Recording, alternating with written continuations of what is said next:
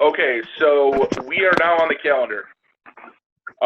You'll see that I have a bunch of work orders to work with right now for the next 2 days.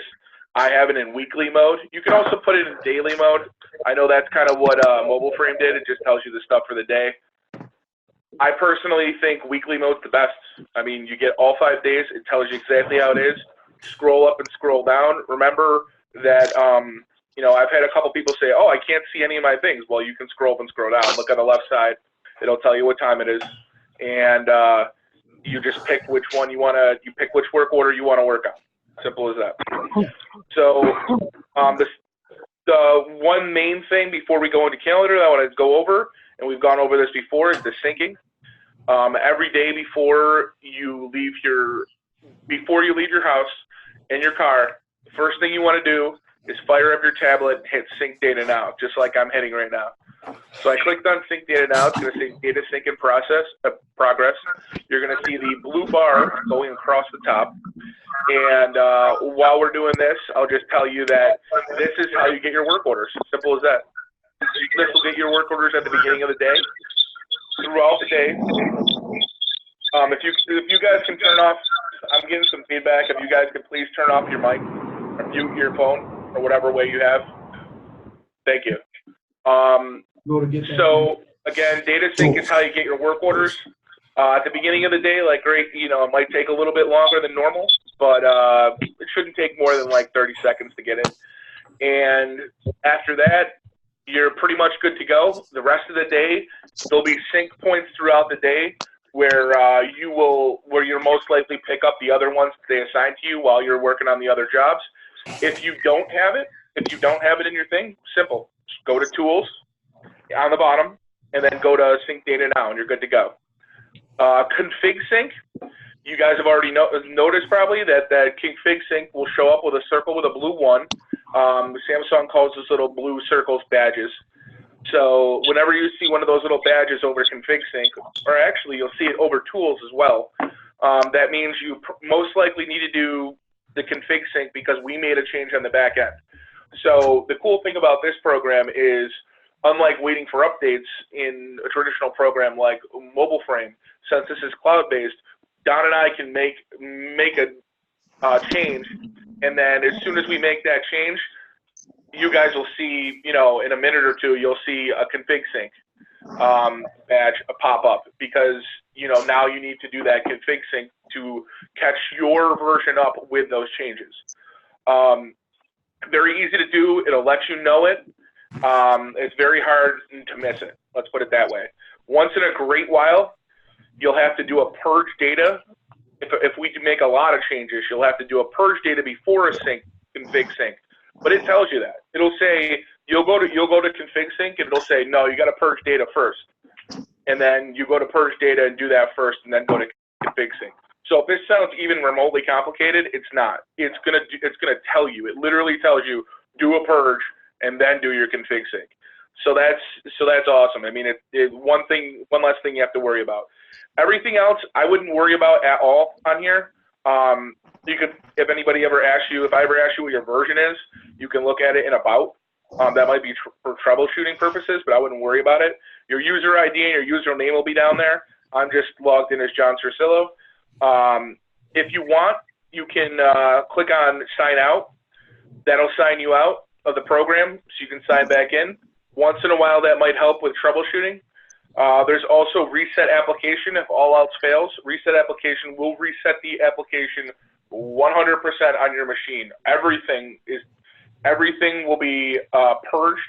It's even better than Purge Data. Purge Data just does the database, whereas Reset Application resets everything in the whole application, pulls everything back from the server, and that's when you get that that process where it says 1 out of 36. You guys probably haven't seen it. Some of you probably haven't seen it in a long time. If everything's working perfectly, you'll log in, you'll see that 1 out of 36 thing, and then it takes about 5 to 10 minutes to get all your settings back. So don't do Reset Application unless you really need it. One more thing for troubleshooting purposes while I'm here, just because a lot of you guys don't know the environment in in Android, the Android environment, either because you just don't use an Android phone or because maybe you use an iPhone at home. Remember, if you can see the bottom of the screen, when I flick up, you got 3 different choices at the bottom. There's the back arrow, which goes back screen. There's the middle square. I have to keep flicking it up if you wonder if it keeps going down. That middle square, that will always take you to the home screen. And then the last button, those 2 lines, that brings up all your open applications. So let's show you something really quick.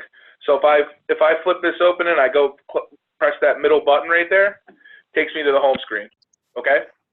One other quick thing I want to note that I've run into in the past couple days with about 5 or 6 guys is when I send you a new application, if you flick up, so anywhere on your tablet, I usually just pick a spot on the screen like that's open. So I'm going to pick some spot over by where the zoom is. Just flick up anywhere, and you see all your apps come up. So when I send you a new app, you might say, "Oh, Joe, it's not in there. I can't find it anywhere." And I'll be like, "You know what? Did you go to your apps yet? You gotta. There's no way when you install something on a computer, it automatically puts a shortcut onto your desktop. When you install something onto a phone or a tablet, it doesn't do that. It puts them in the apps section. So you got to go find it, and then you can click and hold down on the icon, and it'll give you the option to either it'll let you drag it on to the desktop, or you can also just click on Add to Home, and it'll add to the home screen. So these are just extra tips, just so you know, because I've run into that in the past 5 or 6 days. Some of you might be going, some of you are probably going, "Oh, I've already done this before, you know, whatever. Obviously, this is easy." But for some people, it wasn't. So, yeah. I'll get that in a second. So now we're going to do one more thing. We're going to open up we're going to press those 2 lines at the bottom, and this is what you'll see. You'll see everything that's open right now. I only have ServiceMax and Zoom open. If you want, you can click on the X to close it out. So if something happens with ServiceMax and you're like, and you just want to close, you can just close the application. You don't have to sign out. You don't have to reset the application. You can also just close it. That'll fix things too. I've ran into a couple weird little problems that were fixed just as simple as me popping out and you can either swipe it right or you can close it, one or the other. If you can also, you'll see close all at the bottom. If you have a ton of applications open, I mean, I'm sure there's going to be a point where you guys are going to have 5 or 6 applications open at the same time, and you forget to close them, you're going to notice the performance is going to go down a little bit. Close all will close every single application on your tablet. Okay, now that we got through that stuff, that's just a quick little extra thing just for the Android environment to help you guys out. So now we got through the syncing, we got through some of the Android environment stuff. If you look at the bottom, we're not going to really, for now, we're not going to really use create newer tasks. The parts section is more for part sharing. We're not going to go over that today. There's, in the documentation, you have, it'll tell you exactly how it works.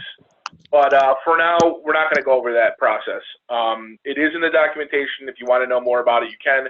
But that's just if you need to share a part with a guy that's about 30 or 40 miles away from you, you can look and see what is on his truck and say, "Hey, dude, that part I need's on your truck.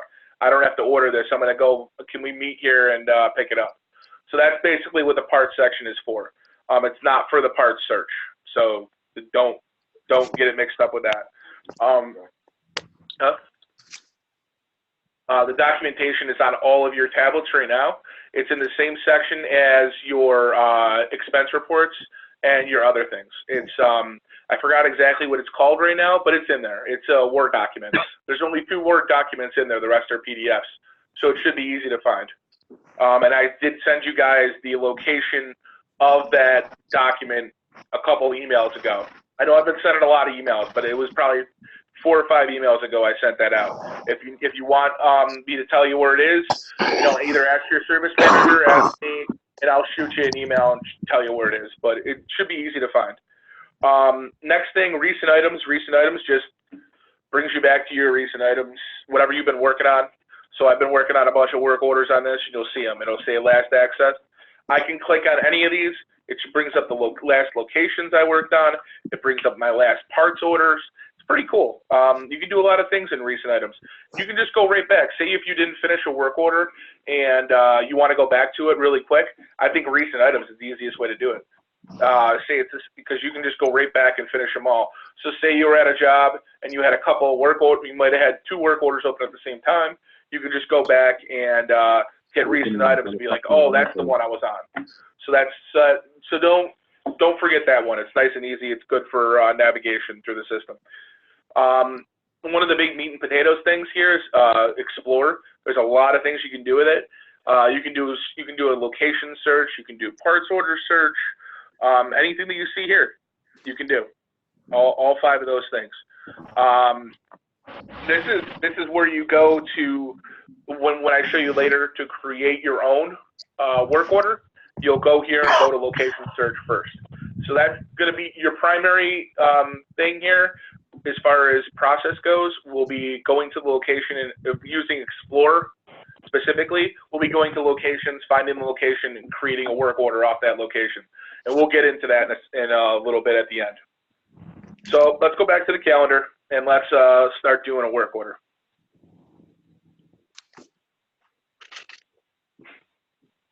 Okay, so I clicked on the calendar. We're bringing up the work order. Is there any way to tell from that screen if a work order is completed? There's different color coding for it. Okay. We'll get all the color codings right. We'll get it on The there. completed ones will disappear during the purge. They don't. The completed work orders get taken off in 10 days, is it? 10 or 14 days. Okay, 10 to 14 days your calls will get taken off. But again, I mean, if unlike mobile frame where they're sitting there in your face all the time, they're not here. So if it really bothers you that much, just view it by day. You'll never see the other ones that you already did. So that's the only difference between this and mobile frame. They don't just come off your tablet like they do there, but it doesn't. But you can just go to the calendar and not look at that day if it really bothers you that much. And it's handy if you end up with a true recall. Yeah. You can go back and look, and geez, I was here 3 days ago. What did I do 3 days ago? Yeah. Yep. So you can use the calendar in conjunction with maybe the recent items and go and find which one you need to go back to. So when you first go into a work order, obviously you look at the top. The top will always tell you where you are. So you're in work order. Notice I can't really do anything here. And that's good because you don't want to be able to do anything on your work order. We're going to go back and find a different work order because that one seems like I've already been in it. So if it's completed, it won't let you do anything. You can see on the action screen. So that's a good teaching tool. That one, you can tell where you were on the work order by the actions on the side.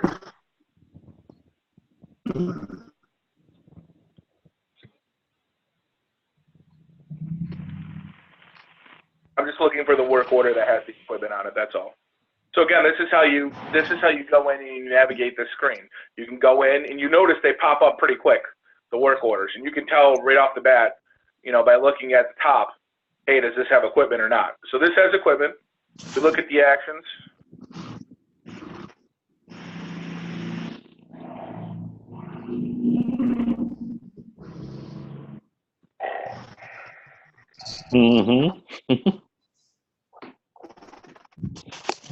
I have these dispatched to me, so I'm looking through and finding the one that's correct. Obviously, you're only going to have the work orders that you're working on. You're not going to just have a bunch like I have on here. So it's a little bit different. So okay, here's the one we're working on right now. So we're on the work order screen. You see work order up at top. You see the site equipment, and you see a bunch of things that you really can't touch. That's good. This is just the work order page. You modify this page by the actions. And the first action you have is start travel. So you're going to click on start travel. And then you're just going to hit save.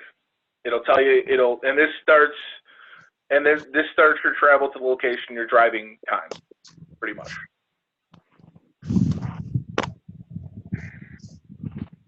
Wait for the blue line to go across. And this is the only waiting you should be doing. You're not going to be sitting there seeing this big spinny thing for 5 minutes like you did in mobile frame. 20 minutes. Yeah, or 20 minutes. Yeah, I know. But you got the little blue line. There's no way to make it. I know. I wish we could have it stand out a little bit more. There isn't a way to do that right now. So just be cognizant of it. And you have those big black bars that come up and says refreshing view and syncing. So you'll see it. And then when that's done, now we're going to go to the next step, which is arrived on site.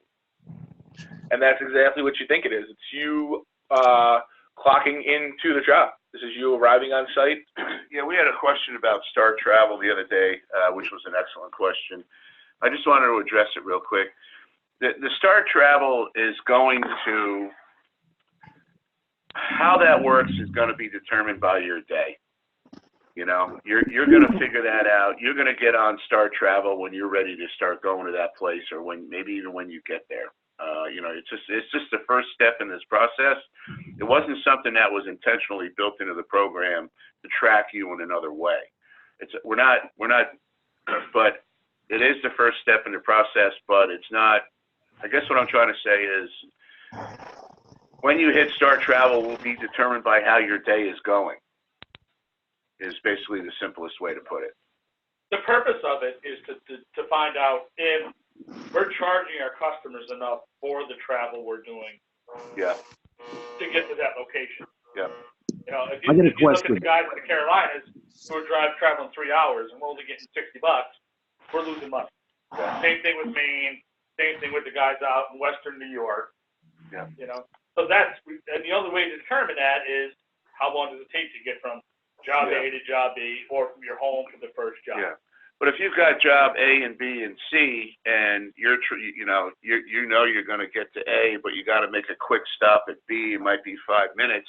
You might not start travel for C or the first job that was assigned to you until you do the quick stop at B, and then you can start at A. My point is, some people were thinking that this was just another way, Big Brother's watching it. It's not. It'll be it's not at all. It's just to collect some data. If for some reason you can't hit start travel when you're actually kind of heading that way, because dispatch said we might have you stop here, so sit tight, we'll get back to you. That may happen. So I don't know if I confused it more or explained it more, but don't put a lot of worry around it. But it is data we'll be collecting, as Don said, to make sure we're charging our customers enough. And again, the more accurate you are with clicking on that, the more accurate our data is going to be. And the easier it's going to be to come up with how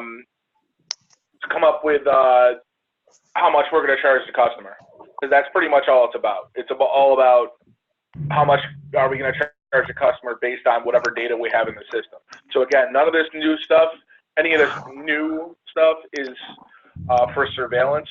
It's just to help us in negotiations. That's it, and get us the money we deserve. So. Keep that in mind. Okay, so now we're arriving on site. We're going to say, is this time correct? Yes. You can also click no and then click on the correct start time if you want. But for these purposes, we're just going to say yes. You'll also see customer portal down here. You can check that box here, but I'm going to show you a better place to do it. So in the future, we're going to take that out of this section. So I wouldn't even bother doing that now.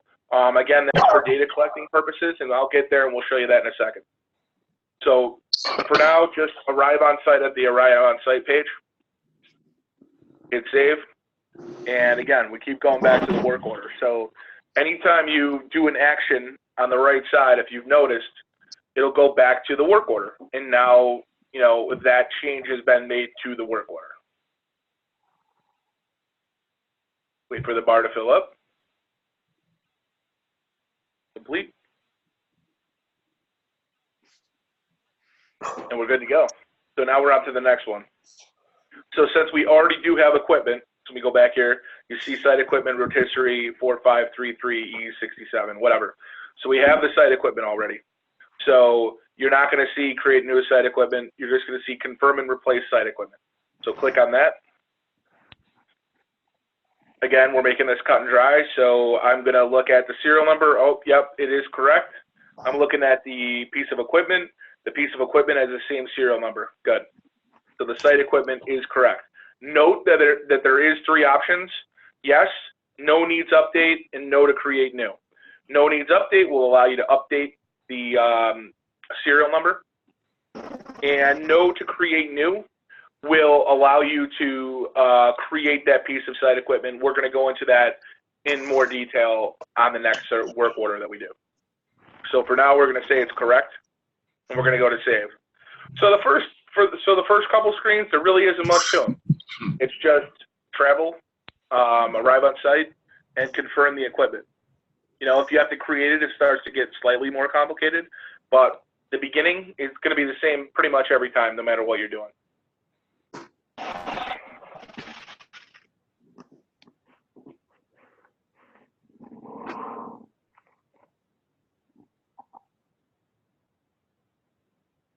Okay, now we're back to actions. On this one, we are going to do one wrinkle in here. We're going to create a parts order. So obviously you see create parts order. We are going to click on it. And it's going to take us to the create parts order from work order screen. Mm-hmm. Okay. So there's a bunch of stuff on here.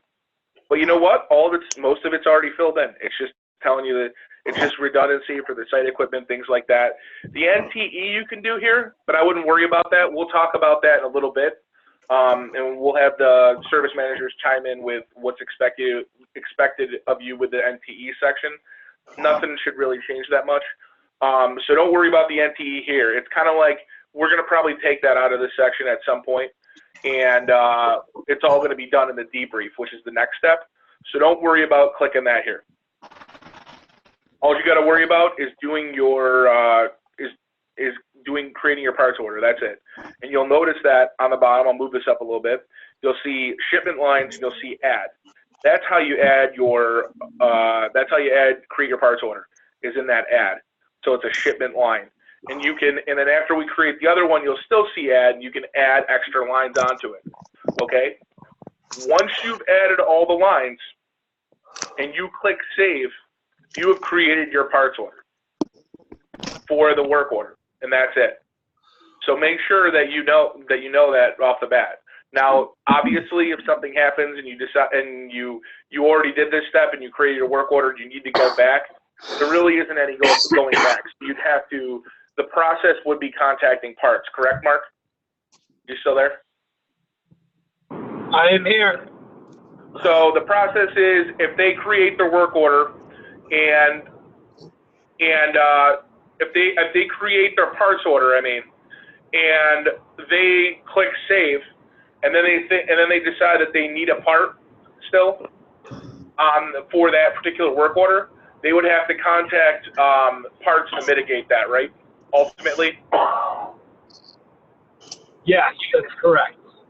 Okay. So just be cognizant of that, guys. If you don't want to have to call parts and be on the phone for a while, then just make sure you do that. Just make sure you wait and you know exactly what you're ordering first before you do this. But Excuse me, Joe. Excuse me. Yes. One thing. Yep. Is this to order the parts, or is this the stuff that's coming off of your truck? This is ordering the parts. Ordering the parts. All right. Yep. And You've already worked on the piece of equipment. Now you're ordering parts that you need. Yes. Okay. Yep. And this is, as soon as you click save, it gets created in the system. It's not like Mobile Frame where it took a while. It immediately gets created on our end, that order. So that's the reason why when you click save, that's it. That's your job. So just make sure. That's all. It's not a big deal. It's not as bad as you think it is. Can you show us options under the process ship? to mitigate is, huh? Can you show us the options under the ship method? Yeah, no, I am. That's the next thing I'm doing. Okay. So you'll notice that anything with a star is required. So the only other thing you have to do other than a ship line is obviously put a ship method in there too. So, but we'll go to the ship line first. We're going to go to add, okay? and flip it over to the side. Okay. And we're going to pick apart just anything. Door safety, sure. Okay. I'm going to flip this back over. Click on Add Selected in the upper right. And there you go. It's added. Joe, can I ask a quick question? Yeah. Are we going to have the part numbers on that screen in a way to search via part number? Yeah. You type in the part number. Yep. Type in the part number. Scan in the part number. If you have a barcode. Yep. Let me show you really quick. We'll go to add. So this will be how you add another line. And again, you'll see that little barcode next to search. If you click on that, it turns into a barcode scanner. I know, but what if you're just looking for a particular part number and you don't have a barcode for it? All right, I need this screw for a Berserker, and the part number is 0105455693.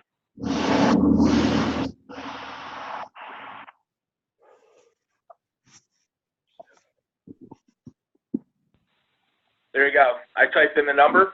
Sorry, let me flip it again. So I typed in the number 56608, and I got the belt right there. So you can manually put in part number. Yes. Yep. Okay. Because I haven't been able to do it. I've got to click on it and add selected. So. I haven't been able to. That's what I'm asking. Oh, okay. Yeah. So you can. And once we get all the data in there, you'll be able to see all the parts. The only thing is don't get when you're doing like these fake ones in the sandbox. Don't get hung up on this stuff. Don't get hung up on having matching parts with the matching equipment. All we're trying to do is get through the process.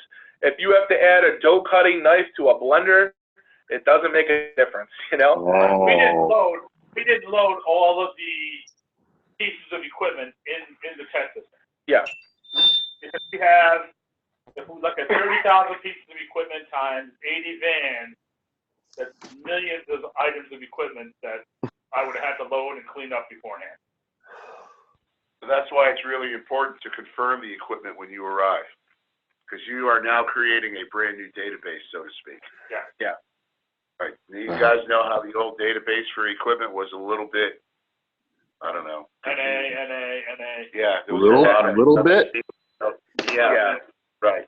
So it's really important that you confirm the equipment for every job you go in, because you guys are building the new database of what's out there. Yeah. Through this process. And good data in is good data out. Exactly. And that's the one thing. If you're even slightly careful and you look at some of the little stops that we have, like confirming things and updating, you'll see that all this stuff is in there just to make it easier for the next guy.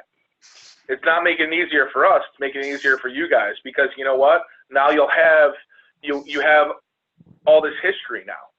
Stuff you've never been able to look at. You can go look up stuff. You can go look up the location history. You can look up the equipment history. You have all that you never had in mobile frame. So, that's some of the reasons why we have a lot of these extra little steps. And again, they don't take any longer. It's still going to be way faster than mobile frame. It's just these steps, some of them are for confirmation of the stuff so we don't have the redundancy, just as Tom said. We're building that, and it helps. So that if you wonder, that's the reason why a lot of this stuff is in there. So let's go back to shipment lines. You can click in once you've already made the line. You can copy it. Hey, Joe. For some reason. Yeah. I was just going to make a point, just because it's such a critical topic about parts and parts accountability, and not only how we're handling this with the ServiceMax tablet, but when we transition to ServiceMax, this is going to give us an opportunity to kind of start fresh and clean on accountability for parts. So the days of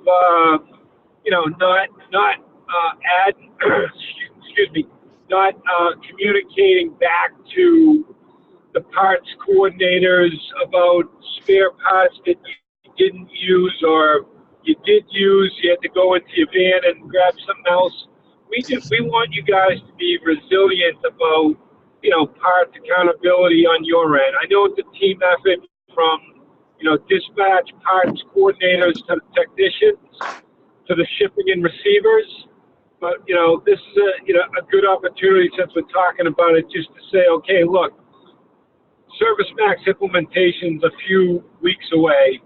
This is a good opportunity for all of us to remember we want that parts accuracy as tight as possible. And from January 2019, when we were averaging over $10,000 of van variance, we're down to less than $1,000 of van variance as we're doing these van inventories. So, people, process, and systems, we're tightening it up on all fronts. And, it really starts with you guys on parts accountability as well. So whatever you can do to help us, if you come across a store where you're going to pick up a few parts and you have to see some Horizon Bradco boxes that were sitting there from before, grab those parts and send them back to Wilmington or New York so we can account for them. Sorry for getting off topic, but just wanted to mention that. Thanks. No, it's fine. It's a really good point. Makes the parts people's jobs easier too. May I ask one quick question? Sure. My question is I like the idea that, as we go in and we update, because half of these machines come up as bread slices when I'm working on a grinder and so on. But what do we do? And here's my biggest thing is so many machines that the tags are missing. I don't have a serial number. I don't have a model number. It's hell trying to figure out what some of these machines are when the tags are gone. All right, let me answer that. I'm working with management now to create a sheet of serial numbers and or asset tags. Yep. Or if you come across a machine that is nothing, stick the asset tag on it, and that's what we're going to use going forward. I've gotten approval from Mike to do that. Now Okay, where are these asset tags coming from?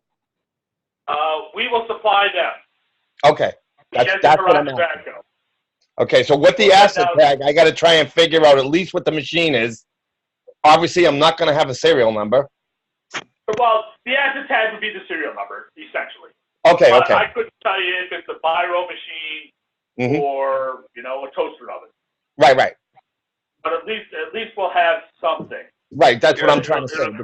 Because there's so many times I go into a call and they say, well, you guys didn't put down the model and serial. Well, there's no model and serial to put down. There's no model and serial.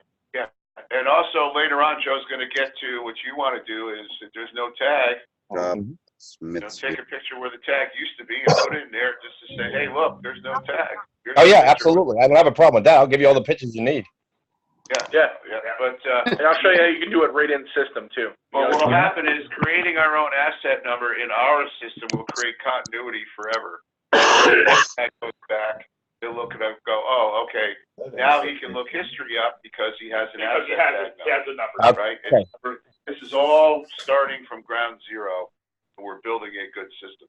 All right, and I guess my last question is, if there is a tag, but you sent it to me as a bread slicer, and I'm actually there for the oven, how do I switch?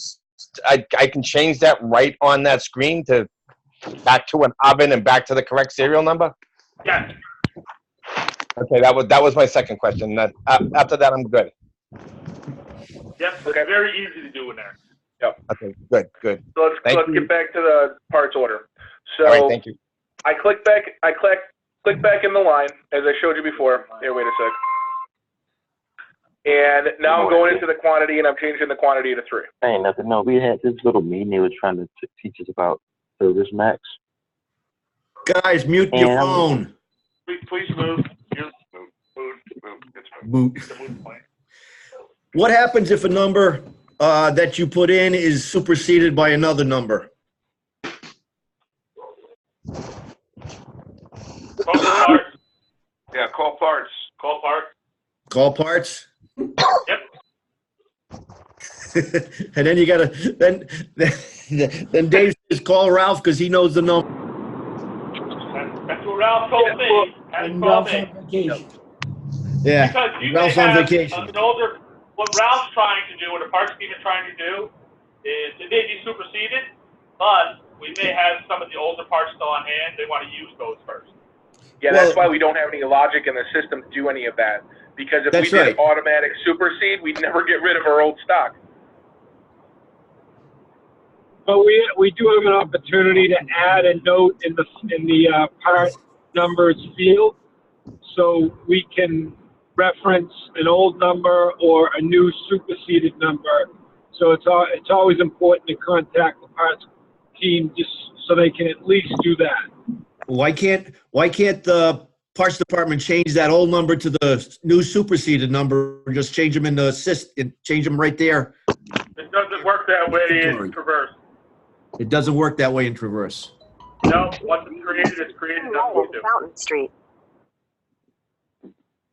Unfortunate. All right. Okay. Move on. We're gonna get kicked out of this room, so. So now I'm gonna click save. No, I didn't put a shipping method. Oh, wait a sec. It says issue found. Yeah. Click on issue found. You see that it says the field ship method is required. Mm-hmm. Please mute. Please mute. We got plenty. Okay, so there's things in here that Call's gonna be on will paper. tell you that you didn't do a required field if you forget. Yep. And you just showed an example of that right there. It finds the issue. It tells you what to fix. We're going to do this for next day air. We're going to save it. Now we're not going to have that problem now. So most of the time, it's going to tell you what the issue is if you click on that. If it says one issue found, click up at the top there where it says that, and it'll tell you exactly what it is, which is nice too. I know Mobile Frame didn't have that option. So it makes it a little more user-friendly to start off with. Unlike me. Unlike Don. What your wife says? So the parts order takes a little bit longer than the start travel and stuff, but it gets there. And again, this creates the parts order right in our system, right in our financial software. It creates it right when this is done. I apologize.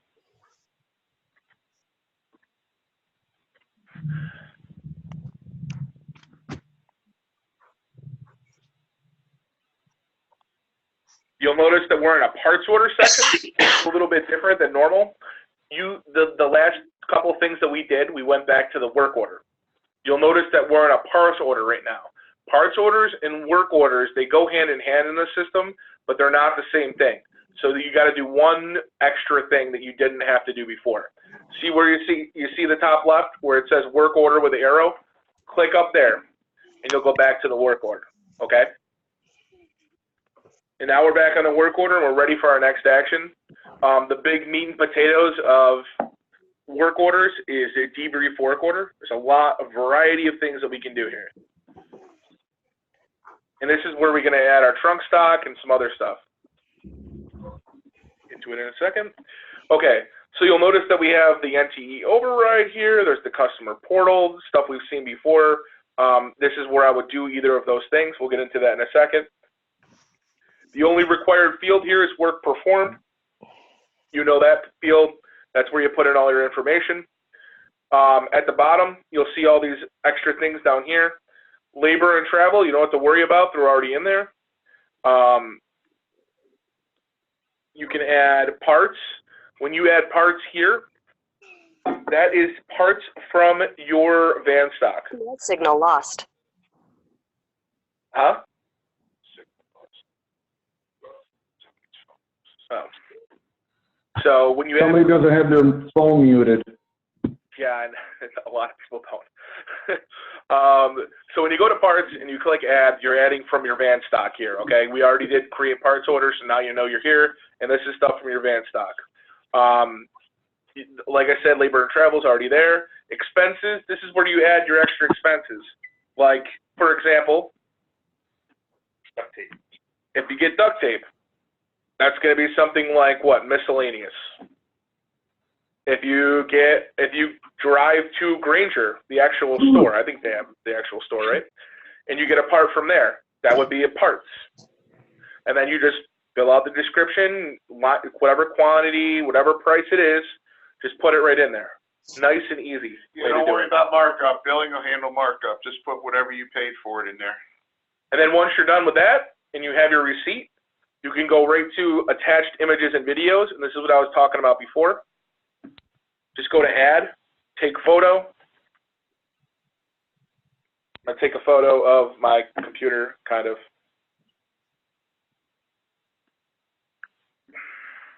Okay? And you'll see how fast it goes on there. And that was all done in system.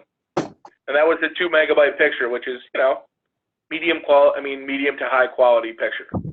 And that's already in there, no problem, very quickly. And that's what you can do. You can put all your, now you're still going to have to do your expense reports where you know, and make sure that you have your attached receipts, but you can put it on here too. And this is where you can also take a picture of all the asset tags or the non-existent asset tag too. And again, it's all in system. You don't have to drop out to the camera. You can do it right in here. So we went over expenses. You can attach documents here too.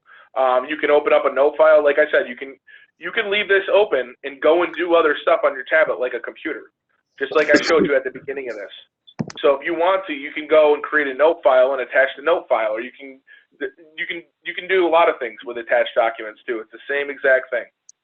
So Joe, as attached images. Can you hear me, Joe? Yeah, I can hear you. So if we condemn a piece of equipment, we can attach our photos to attach images and not have to fill out an expense report? I mean, not an expense report, a condemn report? I'm assuming they're still going to want a condemned report. Yeah, they're probably, they're going to want it. Right? That's a yes. All other policies, all other SOPs are still in place. Condemn report, advisement, NT. You can take a picture of the condemn report after you fill it out and add that, correct? Yes. Yes. But still call dispatch and say, hey, this is a special case. You know, let them know, call it out. But at least you guys have one place to put all your stuff now in the work order. And when we look at the work order on here, we'll see all that attached stuff. No matter how many visits you guys have to go back, they'll all be on the same work order, and it's all going to have, you know, all these documents that were on there attached to it. So that's a good thing for us too, because it puts it all in one spot. So we can find this stuff a lot easier for you guys. We're not keeping everybody on the phone. So yes, you can. So again, you can add anything you want into here, and it'll all go into the same spot, which is nice. Let's get the parts. It's probably what somebody asked me before about trunk stock. Here's where you add parts from your trunk stock. You're going to see consume from location. That's going to be your location, your truck. You're going to see consume part, which is a required field. That's going to bring up the part search. Obviously, quantity, the site equipment's there. There's a work description. I always say the work description here would be if you did something to that part. Say you modified it, or you had to, maybe you have some tools that you use to modify that part in some way to get it to like shove it into the machine. I don't know, like cut off the end of a screw or something. You know, you can write that there, and then another tech will be able to see it. So say you modified a part by shearing off the end or something like that. You can put that in there, and then that little note, another tech could see when he comes next time, and he'll be able to understand why you did it. You know? So This is another cool little place to put extra things. Again, this is not a required field, but it's just something that can help either you or somebody else. You might be the guy that comes back to this in 3 months and be like, crap, I don't remember doing this. I don't know why did I do this, you know? And this will help jog your memory because you jotted it down. But this is just another extra field that could come in handy at some point. So, but now let's Where do go you to like put this work description section right here. Yep. Oh, work description, you put those Yeah. notes. You'll Okay. notice that that's in the parts section for that part. Gotcha. So now we click on consume part, and that's going to bring up our parts search.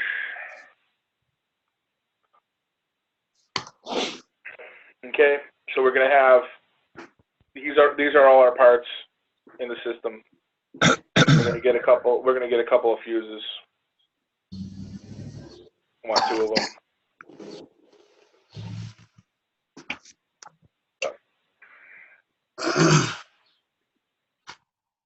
Okay, so you see the consume from location, see the part, what it is, part number, part, and the quantity.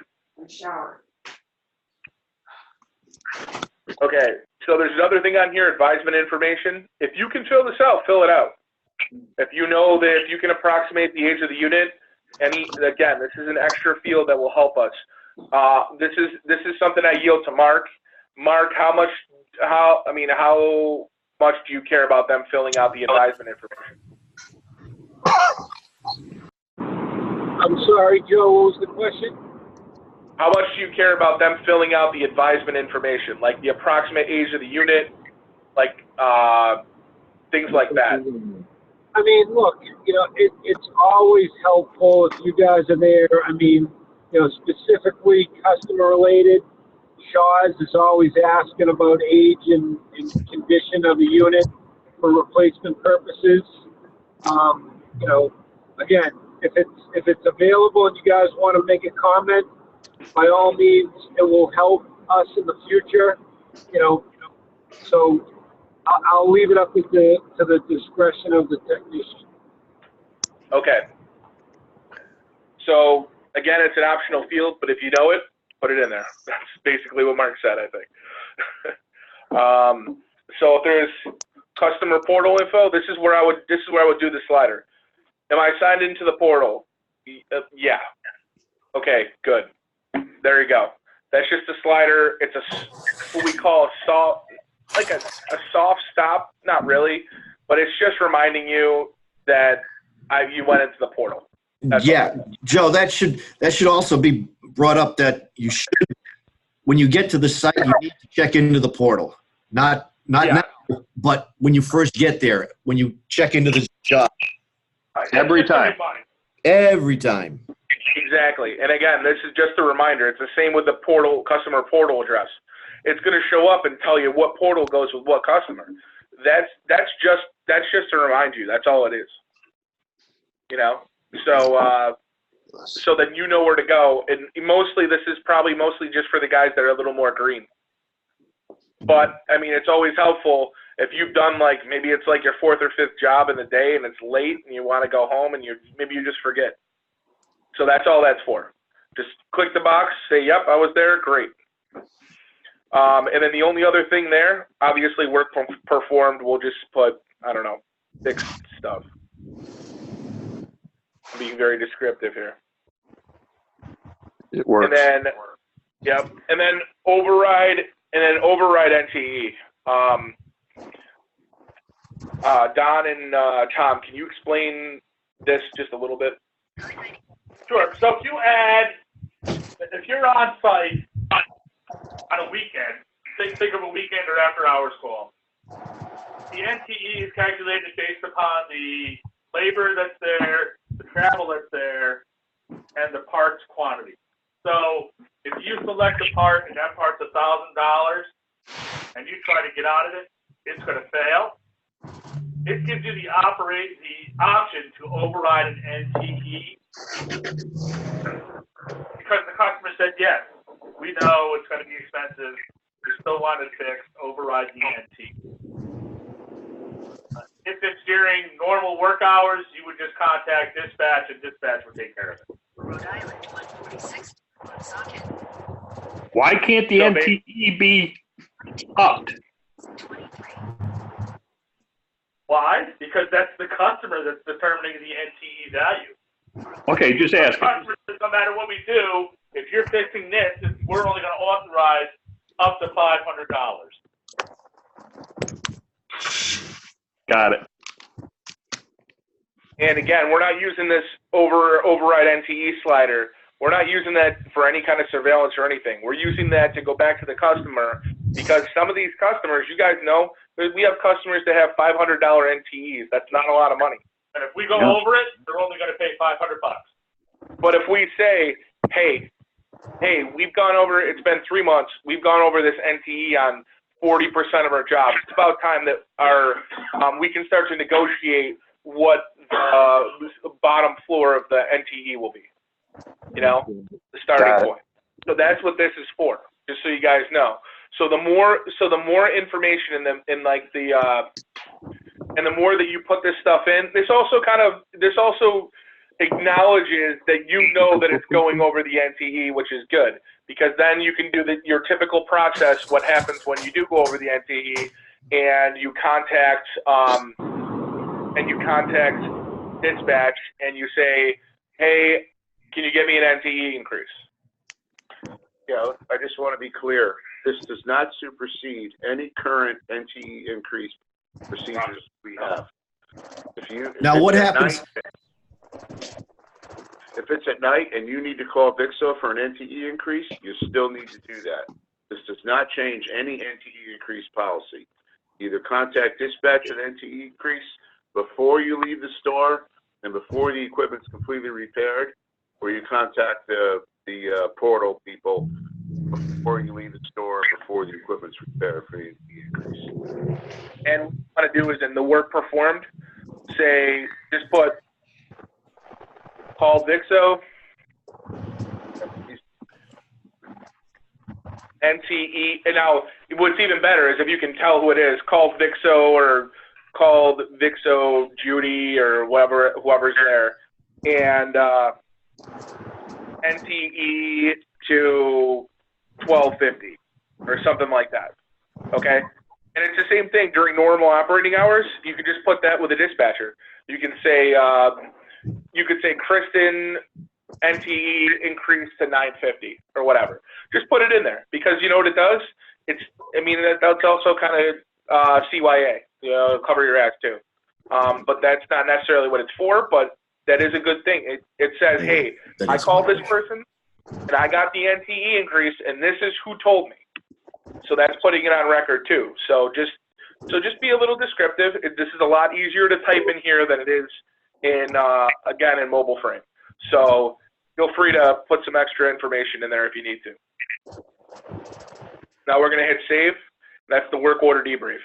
There's a lot of stuff in there, but again, it's really easy to go through. It's all very easy sliders and simple information. So now you're going to see a lot of this stuff is now in here, on our work order. So now we're gonna go into the completion section. And there's two more things we have to do. We're gonna go back into actions. And now notice you can go back in the debrief work order still. So if you forgot, you can still go back in there and change some stuff around. So now we're gonna go to complete visit and job. I know this is one little extra step, but this is what captures your time out. So you have to do this. And you'll notice that the order status already requires revisit. You'll notice the revisit reason is parts required, and this is already in there. And that's because you did a parts order. So all that stuff's automatically in there. So now we're going to go to a completion code. We're going to go to parts and return required because a completion code is something you need as well. And we're just going to hit save, and that's it. And it's going to capture all that information for us. The status, the completion code, and the reason why. And again, if you already did a parts order, all that stuff's going to be already in there for you.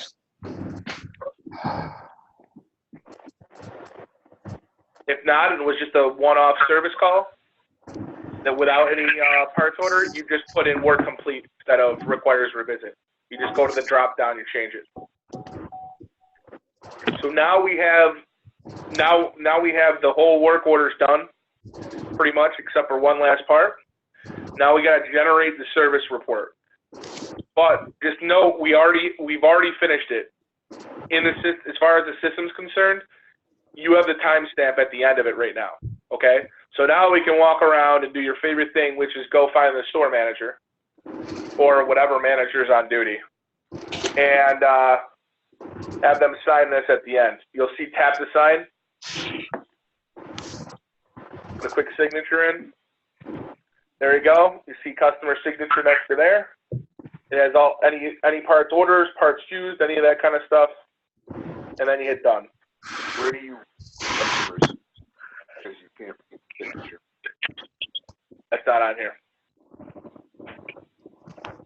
Yep. Okay.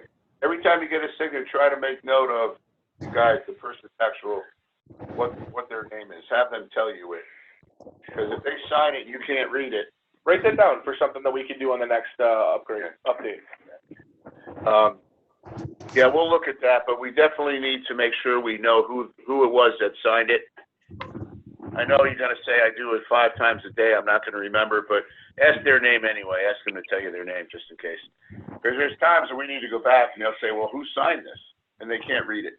And we'll work on something like that. Yeah, we'll fix that. Just for now, do the best you can. Can you type in their name at the signature field? Can you put their name in there? No, that's the thing. We can't. And I'll have to work on that. I'll see if I can get that done by the time we go live. But I might not be able to. But again, it's just a little something. We'll get to it. If we have to put it in at a later date, we will. I'll see how hard it is. I'll go back to them and see how hard it is to do. And listen, there's going to be some warts with rollout. These guys have worked really, really hard to make it as perfect as possible.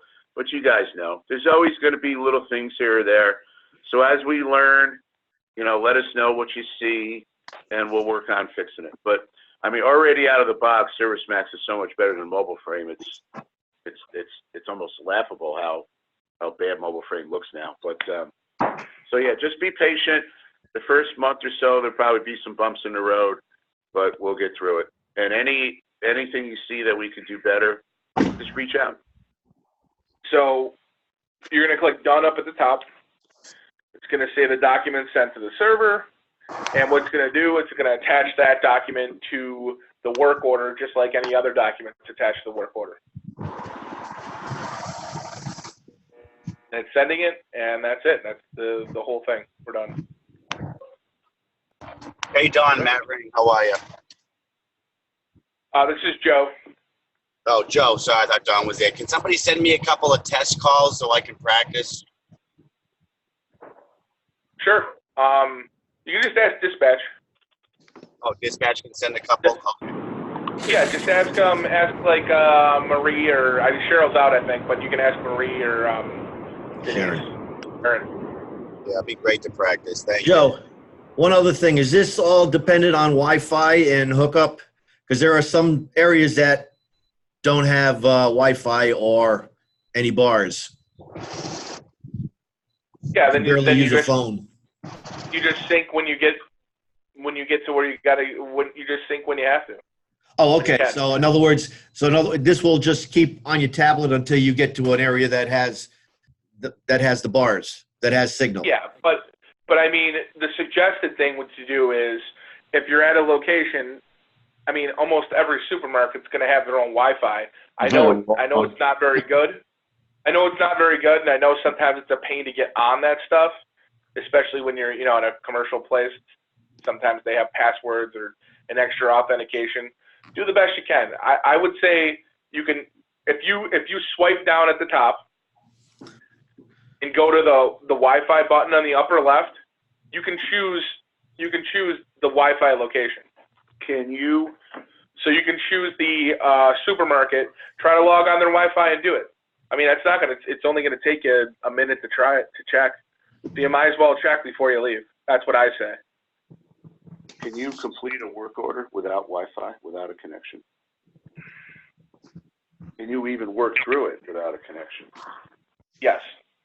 It'll send it all when it can. Right to signature without any internet connection. I'm pretty sure, yeah. Okay. All right.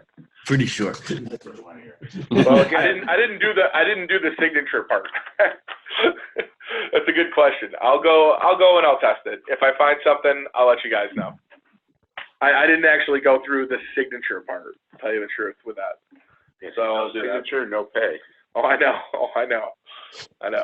Okay, so the next thing, let's just, instead of going right to another work order really quick, let's just go to, let's change gears and show you really quick how to do an off hours work order, how to create one of those. It's a little bit different. You'll notice I sent you guys a video. I changed the video on there and I deleted the old one because it is a new process. So what you do with this is you're going to go to Explore. You're going to go to Location Search.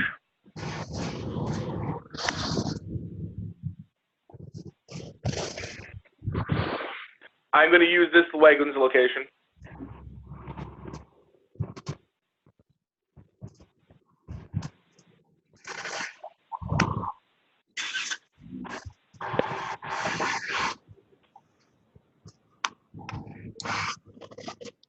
Question, Joe. Yep. When you go to location search, do you have to type in the location, store number? What do you have to do?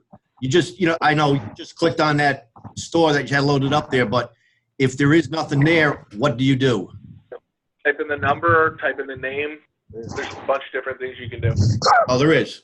The same Yeah, thing. you can, yeah, pretty much any of those things that you see on the screen, you can search for. Okay. So like if I was at a part and I just put in bureau, I could find all the bureau parts. You know what I mean? So it's the same thing with there. If you actually know that it's WEG0058, obviously that's the easiest way to find it. But if you just type in Wegmans, you can go search through it. Okay. Wegmans 58, and you shouldn't have a problem. I don't remember having a problem with too much unless it just wasn't in the system. So again, don't get hung up on that stuff. If you can't find the part you're looking for, at this point, we're still in sandbox. So just pick something and keep going. Because again, we just want you guys to get the process. But when it gets down to production, yeah, we'll have that stuff will be in there. You shouldn't get stopped or tripped up on that stuff.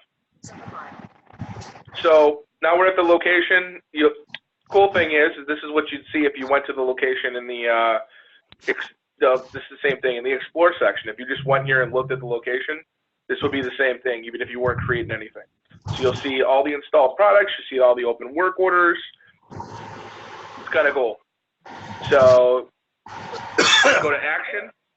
And notice, since we're in location, the actions are different because these actions are going to be done on the location now. It's not done on the work order. So we're creating a field service work order for that location. So if you want to get that in your mind, that's how it works. Like I said, you'll look at the top. That'll always tell you where you are. If you're confused, just look at the top. It'll tell you. So since we were in location, we're going to create a field service work order. So now we're in the create work order screen. Put in PO number.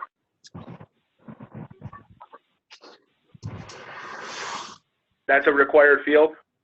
If you don't have a PO number, I guess you could put NA in there. You can add a piece of site equipment. You can put a title in, we'll just call it test. That's a required field. Obviously, the equipment's not required, but you want to do it if you know it. Make it easier for you. And basically, what you're doing is, now that we've filled all the required fields out, I'm just doing it bare bones. And basically, at this point, you're saving it. You're saving the work order. And now you're going to save it and dispatch it to yourself.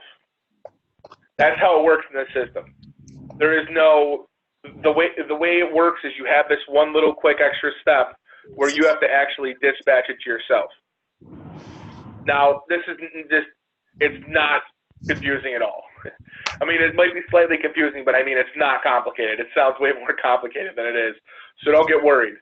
It's just, you're basically just going to do one more step. That's it.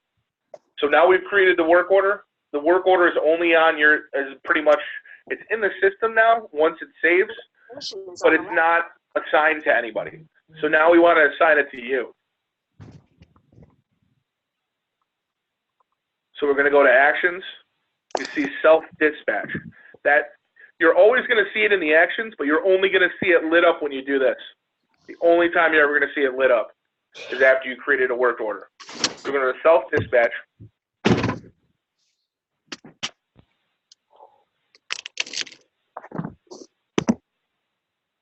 Take anything? Most of the stuff's already filled in. So we have the account, work order number. Now, since you're dispatching this, you have to put in yourself. The only weird thing. So think of this kind of like putting your, remember you had to put your initials got added to the end of the work order? This is kind of like that step. You know, before with mobile frame, you'd have the work order number and then your initials like JH or whatever it is. Well, this is kind of how you do that step here. So you basically just go, I'm going to look for John Cercillo. So I'm going to search for John. I'm going to include online. Make sure you click include online because this database is not local. You have to go, the database that has all the technicians is actually, because it makes sense. Why would you want that on your tablet? You're not pulling that from your tablet, a whole technician list. So you have to include online. So make sure you check that box. I know you're going to forget sometime. You're going to be like, oh, I can't dispatch them. Why is it not showing anything? And it really won't show anything because you didn't include online. And I do stress that in the video that you have to click on that. So if it's off hours, and I mean, you can always call us, but you can watch those videos anytime, 24/7. So if something's not working and you forget something little like that, you watch the video and dude, you're like, oh man, I can't believe I forgot that. So that's what those videos are for too. It's also another reminder, you know. So we're going to select John Cercillo. We're in there. And then we have two things here. Put in a scheduled date time. It'll pop this up.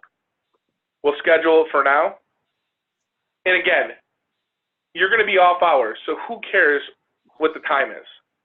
This is just scheduling it and putting it in the dispatcher view. You're actually, with this, putting it in the same view a dispatcher does. You have to do that in the system.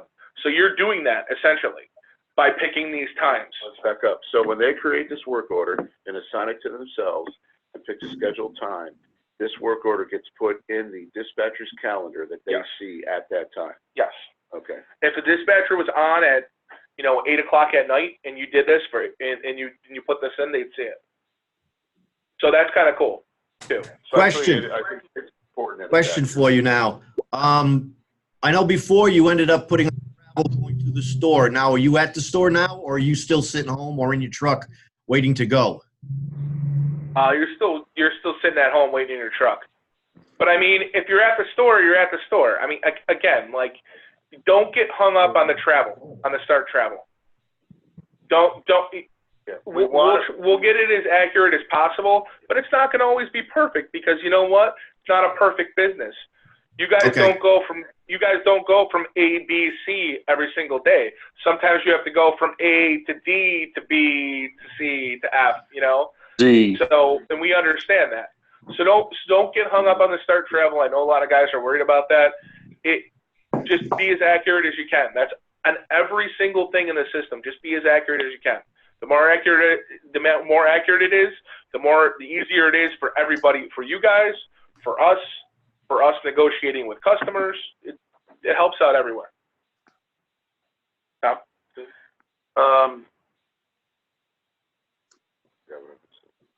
Okay, if you remember, we'll get back to it. So then you have your scheduled date and time. The weird thing is that they have to do end time in the scheduled appointment section. I asked them about it, but there really isn't anything you can do. So you have to go into here and you just click on add. So you have your scheduled date time, and we're doing it at 8:19. And then to put in the end date, date time, we have to go into here. You're going to click done. You're going to put, whenever it's going to be 9 o'clock. And again, this thing just spins. You hold down and you spin it. And wherever your finger goes is where the hand on the clock goes. So now you see your start time and your end time, and this is you just dispatching it to yourself. Done. Now we have the schedule. You can put a subject in there, but you don't have to, because it's just going to fill it in with the work order number. So all you got to be worried about on this page, really, is put in your technician, you, because you're dispatching it to yourself, and then you have the scheduled date time, and then go to add, and then that does the end time, date time. So now we have the three things we need: the person, start time, and the end time. Good. Awesome. Safe. Is the end time done when you're done with the call? Yeah, it is. It is, but it's not a big deal. What kind of conflicts are you going to get into in the? Well, you haven't worked through the actions yet. That's the reason why. Because you're just scheduling it like a dispatcher. That's all you're doing. Okay. That means nothing. So you should. That really means nothing. Just put a 4-hour window. If yeah. So the end time you put in is irrelevant as long as there's something there. Okay. Exactly. Just make sure. All I would do is just make sure if it's off hours, keep it in off hours. That's it. Yeah, if it's 10 p.m. and you're bugging out to go for a P1 call, put 10 p.m. and then just make it a 4-hour window. Make it a P1 window. That'll be what? 2 a.m. be the end time. That's the amount of. Yeah, that's all I would do as a general rule. Yeah, and you can dispatch on top of other dispatches without conflict, or you won't see the conflict. It won't affect you whatsoever. Yeah. So don't worry about that. Yeah, but I wouldn't make it 10 p.m. and then 10:05 p.m. You know, as an example, I'd make it a 4-hour window every time, and just to be safe. Yeah, whatever works. And if we find another way that works, that's something easy to change. You can just, hey guys, we're gonna only do a 1-hour window or 2-hour window, but whatever. You don't have to worry about the conflicts. You're just assigning it to yourself, just like a dispatcher would, and you know that changes throughout the day. Yeah. To give it some context, what the dispatcher will do is if they have an idea of how long the job. Let's say that I call and say, hey, this is a 6-hour job. In their calendar, they're going to make that time frame 6 hours. That's kind of what it is. So when it shows up in their calendar, if you put it at 4 hours, it'll show up that you left at 10 p.m. and you scheduled it as a 4-hour job. Because their calendar shows how long something lasts. So that's kind of the connection there, just to put context around it. So you look at the screen, you see something familiar, start travel. There you go. Now you start the process. Okay. Now there's one last thing we're going to do, and it's just creating a piece of site equipment.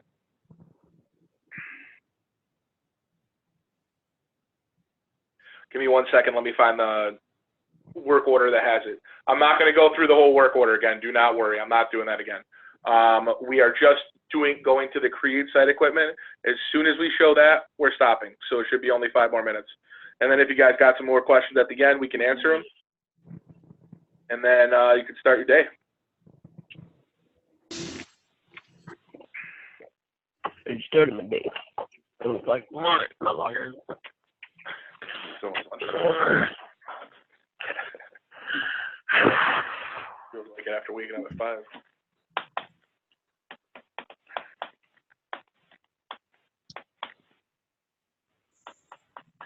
Okay, so we go to a work order. You notice that the site equipment's not there. First telling thing that you know that you can always look at this, and it's right up at the top. So we're going to do the same thing as before. We're going to do start travel. And again, this process has that one confusing thing that we'll get to. And if at some point we might change it. And I'll let you guys know, any process that I change in here, I'm not going to just make a change and not tell you. I might make a change in the UI. And if it's some little thing, not tell you, maybe like if I have 2 decimal places instead of 3 in some spot or something like that. But if it's a process, a major thing and a step in your process, I'm going to let you know. You know, I love sending emails with pictures and stuff on them. It's my favorite thing. So I'll send you something that's probably way more than you ever needed. So I'm going to go to arrived on site, just like normal. And we'll do the start times correct.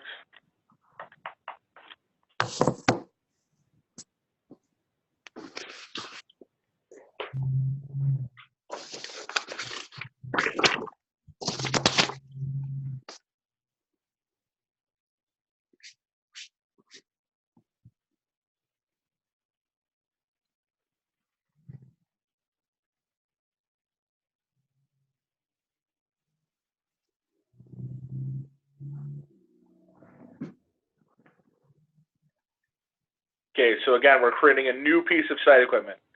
I know I can go to create new site equipment now. I have made that mistake too. I understand that it's confusing. But you don't go there yet. Go to confirm replace site equipment. And you'll know you screwed this. The only problem is right now, if you screw this up, you got to get it redispatched. So try to remember this, please. Again, we'll get this process a little bit better, a little bit more fleshed out. But for now, this is the process we got to work with. Is the site equipment correct? We're going to go to no to create new. Hit save. Remember that step. You've got to do that step first. And then when we go back there, you know you did it right. You want to know why? Because you look at the actions, and won't let you do anything other than create site equipment. At this point, you have to create it.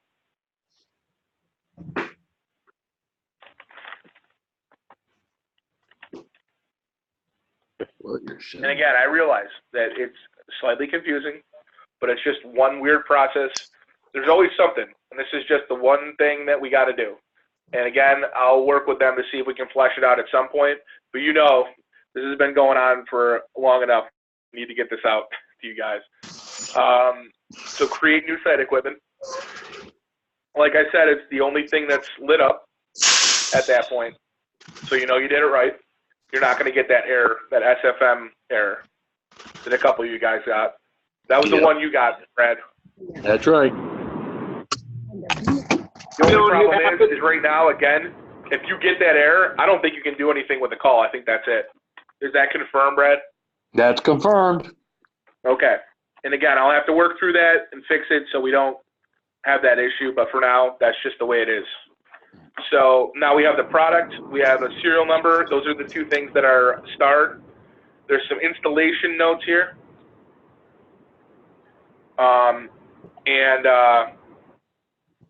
There's new product information required for, a new product. Some things down there. So we'll go and we'll select. Easiest way to do it. There's a lot of things in here. What I would do for now.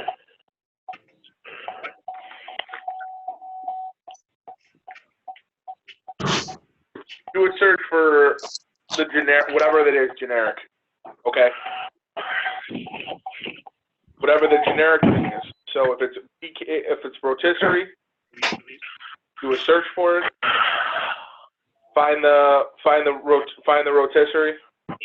Find something that says rotisserie with null.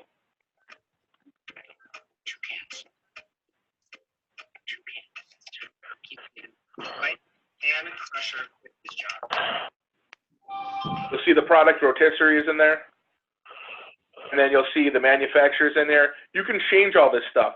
So don't worry about what the product, it pulls in all that information. That's just that, it's a weird thing, but it pulls in all the information. So all you gotta do is just change it. Just find the one that says, rotisserie, okay? And then just change manufacturer it is. They're all in here. Keeping you up. You guys are keeping me up and you're yawning out here. Come on. So we're changing the manufacturer to Braun. We're putting the model and number in. We'll call it the DB75. And then we got to put in a serial number. You'll notice anybody that's been using this for like the past couple months will notice there's some changes here. Now you can actually add in the manufacturer and the model number. And that's because you guys told us that we couldn't do it. So that's what I'm talking about when it feedback to do this. Because we didn't have that part, and it's hard for Don and I when we don't do the process every day. So with your feedback, we will be able to fix that. So now you see that you have the right manufacturer, you have the right model number, and then you have the product and serial number, okay? And we have the location. Everything's correct. Installation notes, you can put whatever you want in there. Date installed, if you know the date installed, you can put it in there. Again, not a required field, so don't worry about it. And hit save, and that's it. Your piece of equipment is created. We have to cut it now. I showed you everything I need to. Sorry, we can't take questions right now, but please get back. Either send your questions to Service Manager, or if it's something involving just the process or just the IT side, send the question to Don. Yep, so just two quick final comments. Remember that all NTE procedures are still in place. All portal procedures are still in place. This does not supersede them at all. And then you guys got any problems with it, or you see anything where we can improve, just send a professional, courteous message to the guys. And we want to make this as perfect as possible so you guys have it easy as possible. That's what this is about. And to collect all the data we can get to go back to our customers and beat them up for money. So thank you. I appreciate you guys. I know you're sitting in your vans out there. Some of you. Yeah, thanks everyone. Drive safe. Thank you, guys.